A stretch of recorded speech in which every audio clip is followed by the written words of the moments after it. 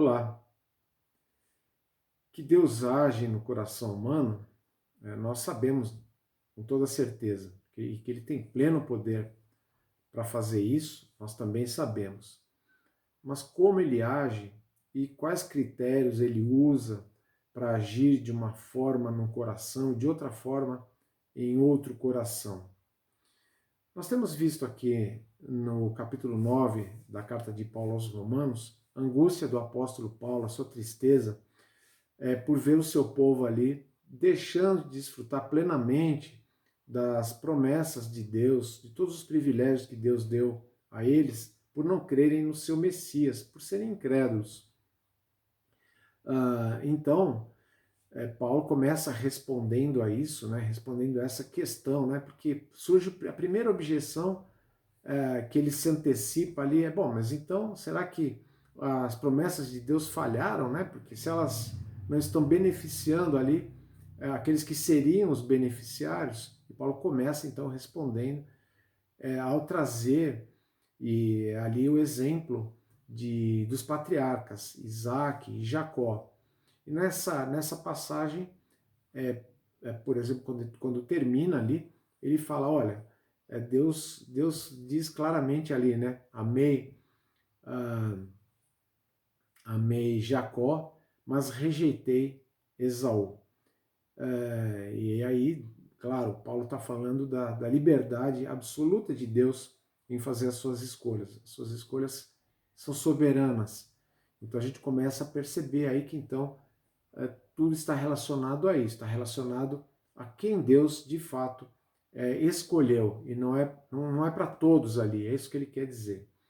Mas aí surge um outro questionamento. Bom, mas então Deus estaria sendo injusto ao agir assim, né? Seria injusto da parte de Deus escolher as pessoas dessa forma. E então, agora ele vai responder a essa outra objeção. E para isso, ele vai nos trazer aqui um fato muito relevante, muito importante da história de Israel, envolvendo ali a libertação do povo israelita do cativeiro. E, portanto, tem dois personagens principais. E ao mostrar a forma diferente como Deus trata esses dois personagens, Paulo vai trazer ajuda, vai trazer luz aí nesse ponto levantado, nessa objeção levantada. Esses personagens são, de um lado, Moisés, de outro lado, o faraó do Egito. Então, ao examinar isso, é que nós vamos ver, então, como é que Deus age nos corações humanos, que critérios ele usa. Isso é o que vamos ver, então, na passagem de hoje.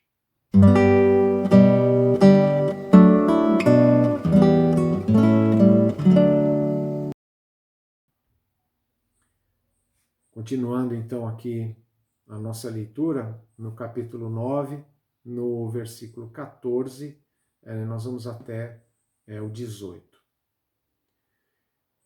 E então, que diremos? Acaso Deus é injusto?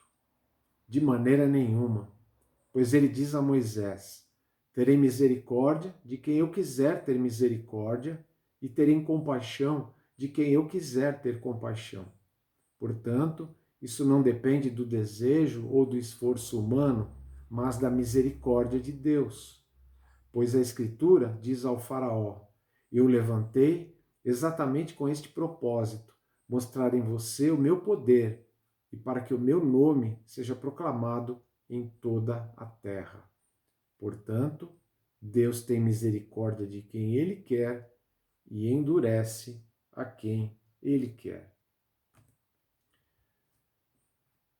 Então nós vemos aqui a ação de Deus no coração humano, como é que ele age. Em primeiro lugar, nós vemos aqui o efeito da misericórdia. E para nos mostrar isso, Paulo traz o exemplo de Moisés. Lembrando que Moisés está ali liderando o povo na saída do Egito, está conduzindo o povo até a terra prometida. Ele foi designado por Deus para isso. Claro, Paulo aqui não está se ocupando em contar toda a história, né? Tem outras partes da Escritura que se dedicam a isso, então a gente também vai se conter aqui em trazer só aquilo que é realmente o essencial, só o principal para a nossa compreensão. No contexto que Paulo está mencionando aqui, a lei havia sido dada, as primeiras tábuas ali, e o povo tinha ali partido para a balada, né, enquanto esperava Moisés, como a gente vê ali nas escrituras, né? O pessoal se entregou para a farra e acabou construindo ali um ídolo, né, um bezerro de ouro, uma estátua para adorarem, dizendo: olha só, foi esse aqui que nos tirou do Egito, né? Desmerecendo totalmente Deus, né? Que foi Deus que os tirou dali. Bom, com isso acontecem várias coisas ali. Existe inclusive uma punição da parte de Deus. Deus realmente fica irado com toda essa situação.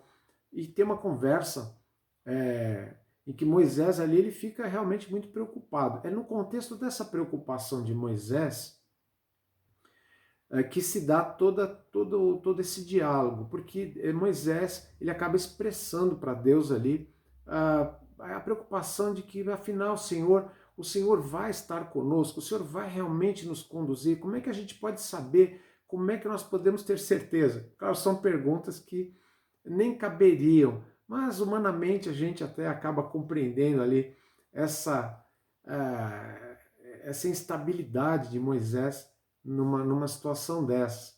O fato é que no contexto dessas preocupações de Moisés, ele reivindicando ali que Deus se manifestasse de uma forma até mais evidente, né? Como se já não tivesse, como se já não o tivesse feito, né? Mas Moisés queria mais provas, ele queria mais segurança de que tudo correria bem. E é nesse contexto que Deus diz: terei misericórdia de quem eu quiser ter misericórdia e terei compaixão de quem eu quiser ter compaixão. Ou seja, eu sou soberano em relação à minha misericórdia. A minha misericórdia não é para todos. A misericórdia de Deus, de fato, não é para todos. A misericórdia, ela pressupõe não a ausência de culpa. A misericórdia pressupõe presença de culpa, pressupõe que é necessário que alguém tenha compaixão de você. Você está numa situação miserável, você está numa situação que precisa ser socorrido. Mas Deus diz: eu vou socorrer quem eu quiser, eu vou ter compaixão com quem eu quiser, eu vou ter misericórdia de quem eu quiser. E de fato, isso é prerrogativa dele. E veja, o princípio geral que nós precisamos entender aqui é que, se você colocar todo mundo na balança, aliás, em Romanos a gente já teve a oportunidade de falar bastante sobre isso. Paulo já falou sobre a questão da justiça, que o homem não é capaz de cumprir. Então, dentro dessa compreensão é que nós precisamos agora relembrar que, se colocarmos todo mundo numa balança, até Moisés, todos os israelitas, os egípcios, né, todo esse pessoal, todas as pessoas do mundo, você vai chegar a uma única conclusão: ninguém está livre do pecado, ninguém está livre da condenação, ninguém é inocente, totalmente inocente diante de Deus, a não ser, claro, a Jesus Cristo, que veio a esse mundo, que é alguém excepcional, mas dentre todos os seres humanos sabemos que todos estamos na mesma situação. Nós vemos aqui o texto nos mostrando: terei misericórdia de quem eu quiser ter misericórdia. Ninguém poderia reivindicar a misericórdia de Deus. Se misericórdia pudesse ser exigida, pudesse ser esperada, ela não seria misericórdia. Misericórdia é algo que, na verdade, não era devido àquela pessoa. Historicamente, nós podemos ver que Deus, de fato, ele exerceu a sua misericórdia até antes da gente falar na questão da salvação, que é onde Paulo quer chegar aqui, mas até mesmo na questão meramente da vida cotidiana. Até levando, não precisamos nem sair daquele contexto ali. A gente sabe que nem todos os israelitas que estavam ali chegaram à Terra Prometida. Aliás, uma ínfima minoria daquela geração é que entrou na Terra Prometida. E sabemos que há razões para que Deus tenha feito dessa forma. Sabemos que Deus acabou trazendo, fazendo, né, com que o povo sofresse as consequências de inúmeras práticas, rebeldia, murmuração e, por fim, clara incredulidade em relação àquilo que Deus estava ali dizendo para eles. A gente poderia aqui salientar o versículo 16, que diz o seguinte: portanto, é aí que Paulo quer chegar, né? Isso não depende do desejo ou do esforço humano, mas da misericórdia de Deus. Não depende do desejo ou do esforço humano.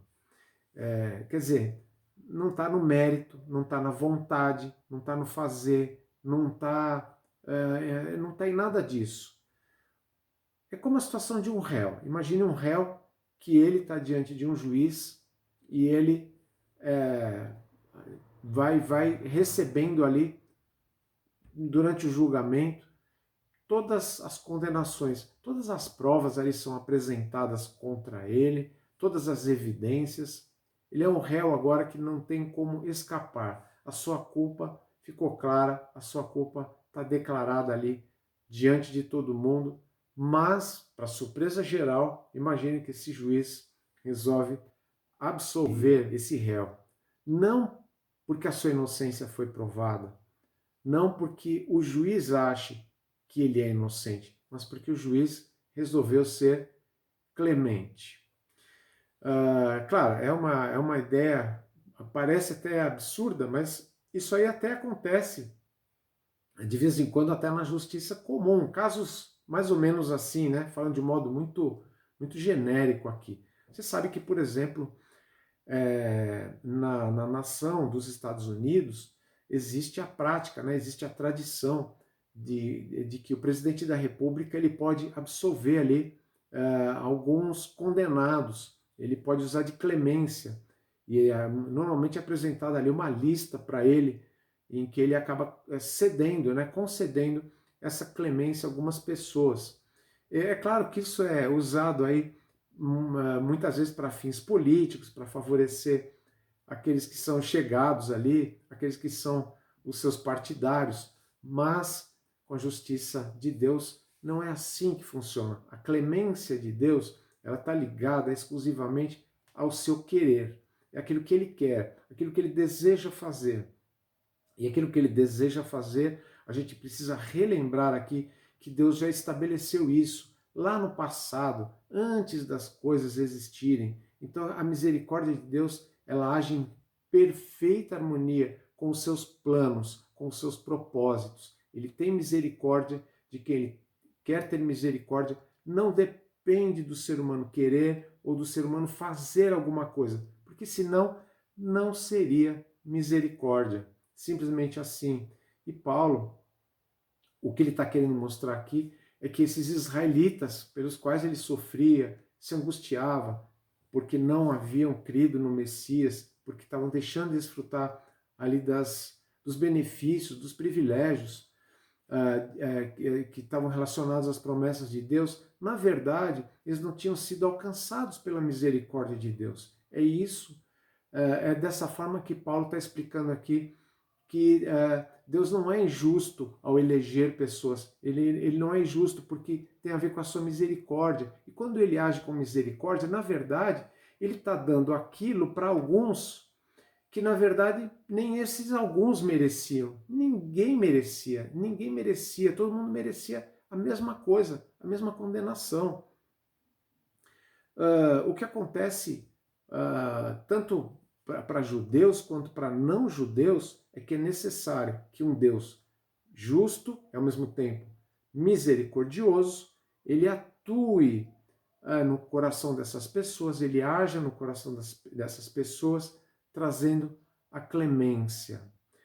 Veja, é importante a gente entender que a clemência aqui no caso não é como na justiça humana, em que você é como se fizesse de conta ali que a pessoa não foi culpada.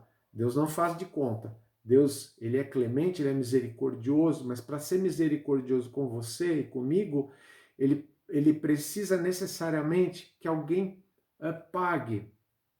Tem que haver um substituto para essa culpa. E por isso é que Jesus Cristo veio a este mundo, para que ele assuma a culpa, para que ele assuma o pecado.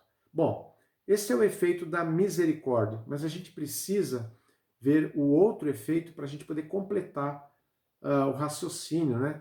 Temos o completo raciocínio que Paulo traz aqui. É o efeito do endurecimento. E para isso ele traz a outra figura, o outro personagem que está lá do outro lado, digamos, do lado oposto, é o faraó do Egito. O faraó, considerado ali uma encarnação dos deuses, o faraó, adorado por conta disso, o faraó é que nesse tempo ele é governante de uma poderosíssima nação. O faraó de uma nação que tem os seus deuses ligados aos animais, ligados ao grande rio Nilo. Todas as coisas do Egito são sagradas, são consideradas superiores. O faraó então nesse fala. É nesse contexto que você imagina aqui agora esse Moisés, líder de um povo de escravos, vai até ele e comunica que Deus está ordenando ali que ele liberte o povo, para que o povo vá então adorar a Deus no lugar onde é devido, e não ali dentro do Egito. Veja, tudo isso transcorre a partir do momento em que Moisés chega ali falando isso para o faraó. Claro que o faraó considera isso meio que uma piada, né? Mas depois disso acaba acontecendo uma série de eventos, porque Deus disse para Moisés, não, eu vou equipar você com elementos aí que você o meu poder vai se manifestar de tal forma que vai chegar o momento em que o faraó vai ter que libertar realmente o povo. Só que a coisa vai transcorrendo, e por isso vem as famosas pragas do Egito, e de praga em praga, o que vai acontecendo é que ao invés do faraó ceder, parece que ele vai endurecendo o coração. Aliás, ele coloca mais peso ali no serviço dos israelitas, né? Eles já eram escravos, mas agora ele aumenta a carga de trabalho deles. Ele começa a endurecer o coração. E as escrituras lá no Antigo Testamento falam disso. Falam que o faraó endureceu o seu coração. Ao mesmo tempo, falam que Deus endureceu o seu coração. Então a gente precisa conciliar essas duas coisas, porque as duas são verdadeiras. O fato é que precisa vir a última praga, a morte dos primogênitos, para que finalmente o faraó ele admita ali a saída do povo. O povo é agraciado, inclusive, com bens ali, com joias, com ouro. Deus promove isso no coração dos egípcios. E os israelitas, então, eles vão embora, rumo à terra prometida. E se deparam com o mar Vermelho. E o Mar Vermelho, como a gente sabe, ele se abre. O povo israelita passa todinho, não fica ninguém para trás. Quando o faraó simplesmente muda de ideia novamente, resolve perseguir, mas aí o povo já estava do outro lado. O mar então se fecha, engole todos aqueles egípcios. Tudo isso num processo de endurecimento do coração, que é o que Paulo está procurando demonstrar aqui. O coração do faraó foi endurecido nesse processo todo. Bem, além disso, o texto nos fala algo que nós precisamos levar em consideração aqui.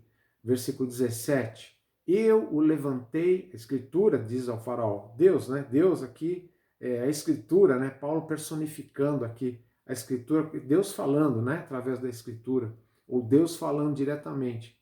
Eu o levantei exatamente com este propósito, falando ao faraó, mostrar em você o meu poder e para que o meu nome seja proclamado em toda a terra.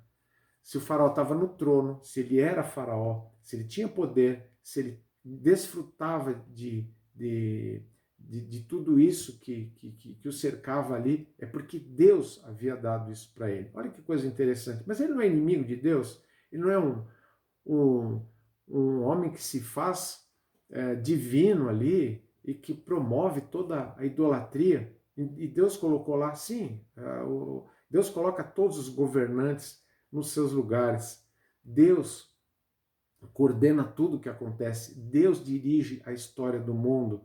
E é nesse sentido que nós precisamos enxergar tudo que Paulo está nos contando aqui, porque senão a gente perde de vista as coisas. A gente fica muito no palco dos nossos pensamentos, da nossa lógica. A nossa lógica ela vai nos levar para outros lugares e podemos nos esquecer de que é Deus que está controlando tudo aqui. E Deus está dizendo, eu coloquei você aí, sabe para quê, Faraó? Para que o meu nome fosse engrandecido. Quando todos os povos ali daquele tempo, principalmente daquela região ali, souberem, né, o que aconteceu. E de fato a gente vê na Escritura que outros povos, de fato, estavam sabendo, ficaram bastante assombrados com tudo aquilo, com todas aquelas evidências de que aquele Deus, o Deus vivo, o Deus verdadeiro, havia feito essas coisas e havia simplesmente ignorado, né, esses poderes imaginários dos falsos deuses, poder do faraó, da nação dos egípcios. Nada disso para Deus realmente significa alguma coisa se está indo contra os propósitos dele. Se o propósito dele era tirar o povo de lá, ele ia tirar o povo de qualquer jeito, de qualquer maneira. E o seu poder haveria de ser evidenciado nisso. E nisso, o coração do faraó foi endurecido. Como é que o coração pode ser endurecido? O coração humano já é duro. O coração do ser humano, por natureza, ele já é refratário, ele já é impermeável à palavra de Deus. A palavra de Deus não é benquista, a palavra de Deus não é bem-vinda ali no coração humano. Isso também nós já vimos bastante aqui na carta aos Romanos. Nós sabemos que o ser humano é contrário à vontade de Deus e à palavra de Deus. Quando a palavra de Deus vem e o confronta, o homem tem uma reação. Veja, aqui nesse caso, que a gente poderia exemplificar, quem está acostumado aí a lidar com concertos caseiros, com artesanato, ou como eu, com as gambiarras domésticas, de vez em quando compra aquelas massinhas que você mistura, né? Você mistura um elemento e mistura um outro elemento, que normalmente a gente que se dá o nome aí, né, de catalisador ou endurecedor, que na verdade, quando misturado com o elemento principal ali, vai acelerar muito aquele processo de endurecimento. Então você cola coisas, você remenda, você faz conserto daqui, dali, e aquilo fica extremamente sólido, né? Existe esse endurecimento. Bom, a palavra de Deus, ela tem essa ação no coração natural do homem. O coração sem a misericórdia de Deus, o coração sem a ação compassiva de Deus, sem a ação bondosa de Deus, que vai lá, abre, amacia esse coração, ele vai fatalmente endurecer. É a sua reação natural. E foi isso que aconteceu com o faraó, e é isso que aconteceu com a maioria do povo israelita. Veja, Paulo foi testemunha de muitas coisas assim. Não esquece, ele é o apóstolo que nós já falamos várias vezes aqui sobre a sua história. Mas relembrando um episódio do passado dele, a primeira vez que a gente ouve falar de Saulo de Tarso na Escritura, ele está sendo testemunha de um apedrejamento de Estevão. Estevão está ali, ele foi convocado pelo Sinédrio, o Supremo Tribunal ali judaico, para examinar as questões, principalmente relacionadas à religião, a todos os costumes daqueles judeus do primeiro século. Estão ali os sumos sacerdotes, estão todas as autoridades, e eles o confrontam, mas eles não conseguem argumentar com Estevão.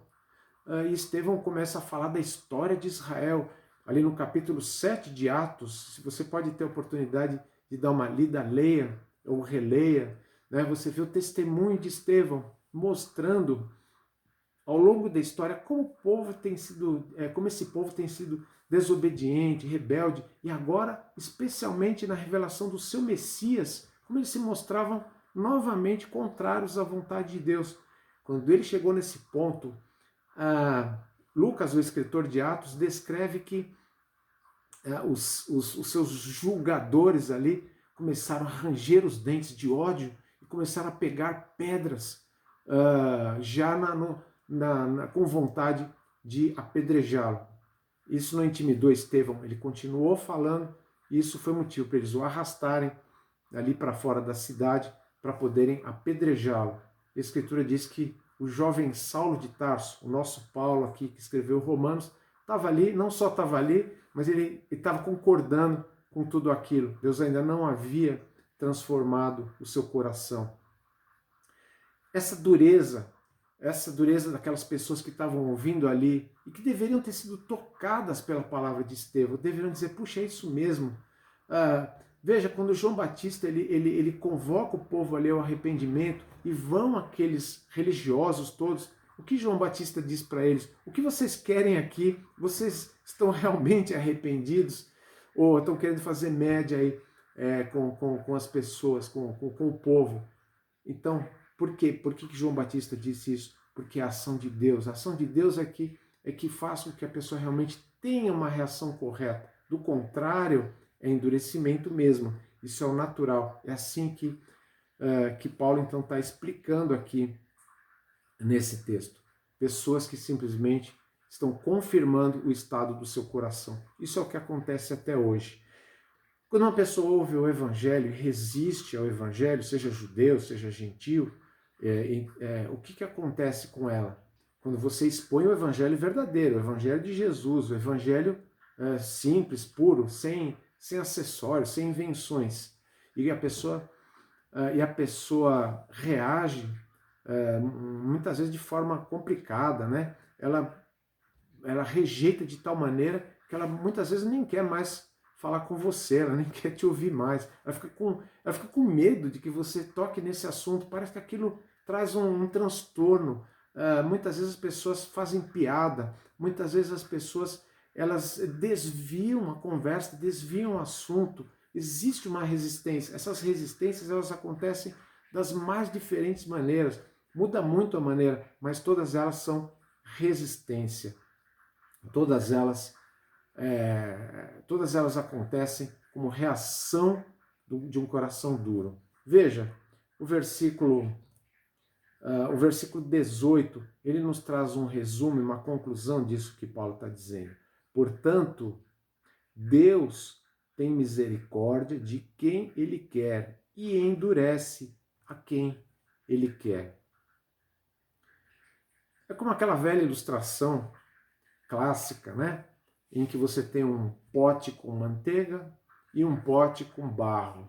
O barro está ali molinho ainda, e você coloca aquela manteiga, aquele barro, digamos, não está mole, mas ele está quase, tá médio ali, né? E a manteiga também. Vamos pôr os dois no mesmo ponto aí, né?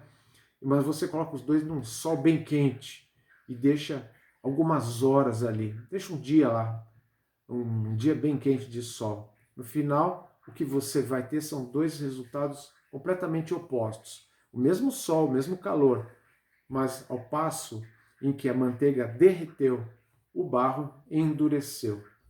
Isso é uma ilustração que não... É claro, ela fica pequena diante da grande verdade que Paulo está falando aqui, mas talvez ajude um pouquinho a gente a entender como é isso que acontece no coração humano. Afinal, Deus não pode ser considerado um coadjuvante na história humana, seja na história coletiva, o povo como o povo de Israel, por exemplo. Deus não é um coadjuvante ali, mas também na história individual, a história de vida de cada um. Até que ponto Deus vai ser misericordioso ou não? Até que ponto ele vai agir? O fato é que a sua vontade é soberana e é inviolável. E Paulo, mais uma vez, reafirma isso aqui. Como é que está o seu coração?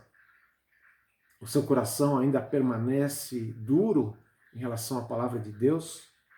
Você precisa, então, saber que a coisa mais necessária para você é a misericórdia de Deus. E, portanto, espere por isso. Clame pela misericórdia de Deus. Chegue ao ponto de dizer, realmente, eu não tenho mérito. Eu tenho me mantido duro, eu tenho me mantido rebelde. Eu reconheço que eu sou resistente, mas eu peço que o Senhor toque meu coração. Fale isso com Deus. Você não precisa falar isso para nenhum ser humano. Perceba que existe um Deus vivo e verdadeiro que pode fazer isso por você. Mas você pode já ser alguém justificado, alguém que já teve o seu coração aí amolecido, moldado, teve seus olhos abertos, e assim você pôde, dessa forma, crer. Você pôde receber o Evangelho no seu coração, crer de fato em Jesus e ser justificado. Bom, isso é o principal. Você já tem o principal, você já tem o melhor. Mas o fato é que nós temos que entender que a misericórdia de Deus, ela se renova todos os dias. Nós precisamos dela todos os dias.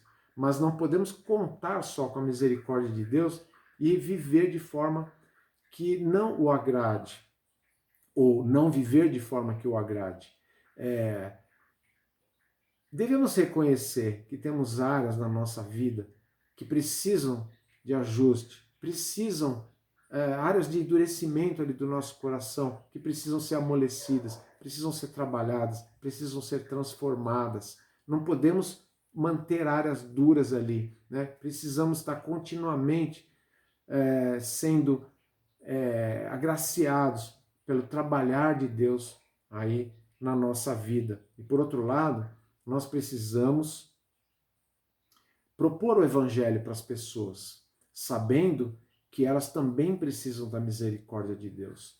Não podemos nos intimidar diante da dureza dos corações ou estranhar isso. Nós temos que entender que essa é a reação que os corações têm muitas vezes quando pregamos o Evangelho. Aí é que as pessoas se tornam às vezes mais indispostas em relação a nós, mas devemos continuar fielmente dizendo aquilo que deve ser dito, claro, com sabedoria.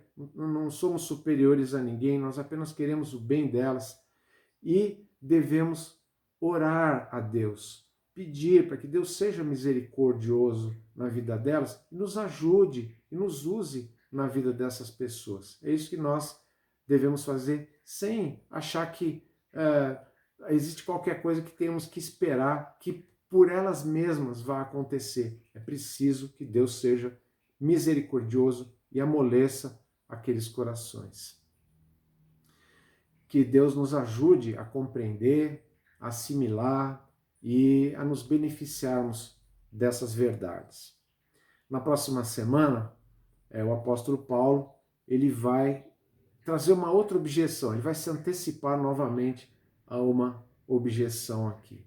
Ou seja, bom, se é assim, então Deus é misericordioso com quem Ele quer, endurece quem Ele quer, então Ele não tem motivo para se queixar de alguém de alguém resistir a Ele, já que as coisas são desse jeito, então, né?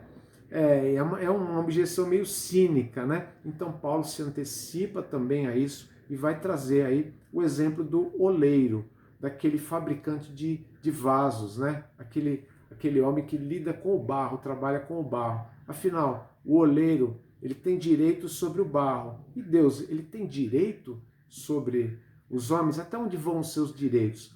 Os seus direitos são plenos ou são limitados? Então é sobre isso que nós podemos aprender um pouquinho na próxima passagem. Até lá, então, tenha uma boa semana e que Deus te abençoe.